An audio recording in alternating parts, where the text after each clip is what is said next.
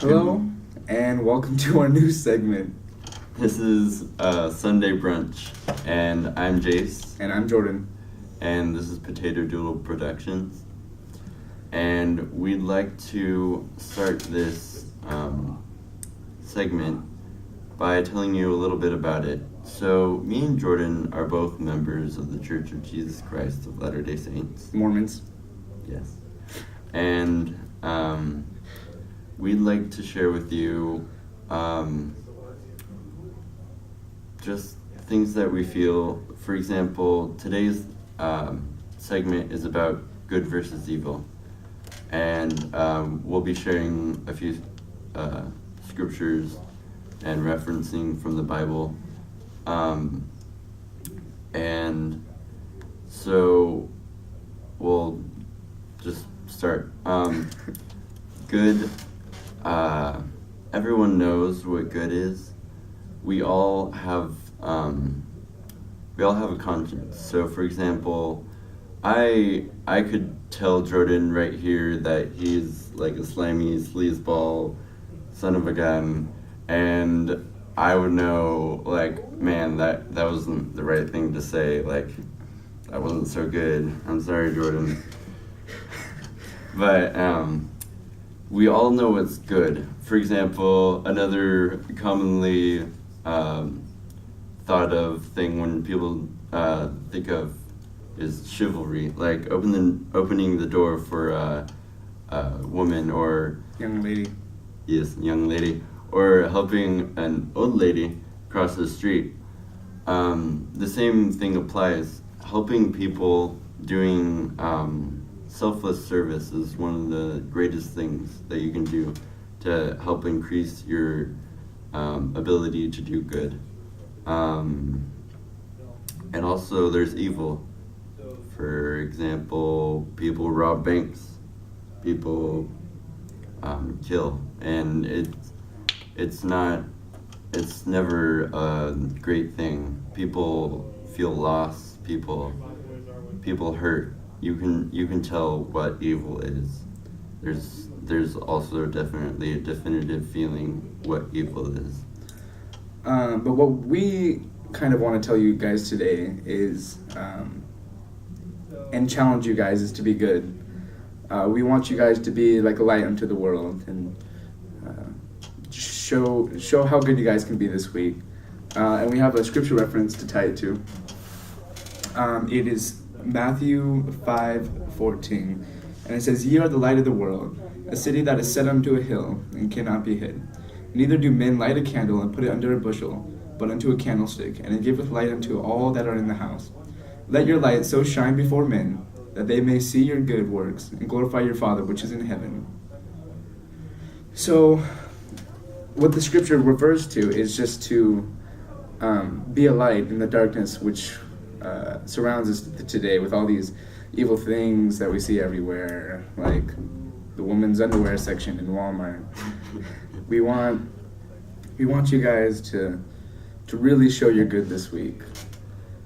Try your best every day to help lift up those that feel like they need your help, and raise the roof a little bit, and just help them out. So in this segment, we'd like to end with a specific kind of Question from you guys. Yes. A spiritual question. And the question that we have received today is, we would like. We'll have Jace write down the board. Okay, so why? Excuse my handwriting. Do good things.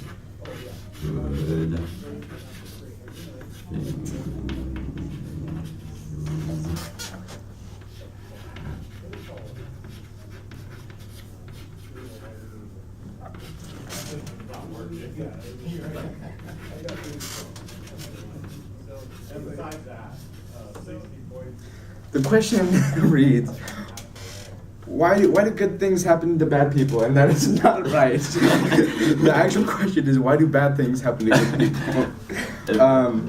And when I think of this question, I think of the story of Job. Would you like to explain a little bit what the story of Job is? Yeah. So Job was a really righteous man. In the Bible, it talks about him. He had a lot of worldly possessions. Like not necessarily worldly, but just like for example, he had a wife. He had kids. He had a wife, kids, goats. He had flocks. He had friends. He had everything. But God and Satan, it described in the Bible that Satan said, you know what? I bet if you take all those things from that guy, he's gonna, Satan. Take it all. He's gonna fall to me. He's gonna commit to this evil thing. And he'll probably blame it all on God. Yeah. So then God's like, no way. So he tries it. And God, obviously God is wise. So he knew that Job, he took all those things away from him. He took his family. He took his flocks. He even gave him boils on his skin. And lesions. And this guy just got everything thrown at him.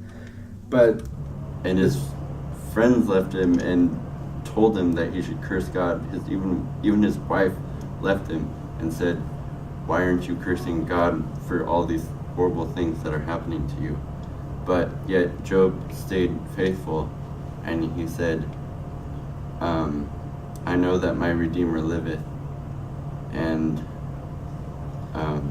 he's such an inspiring person, because after all these things happened to Job, he still remained faithful. And we have these problems that we have today. Oh, my girlfriend broke up with me, and God. But Job is a truly inspiring person, and I think that we should all become more like Job.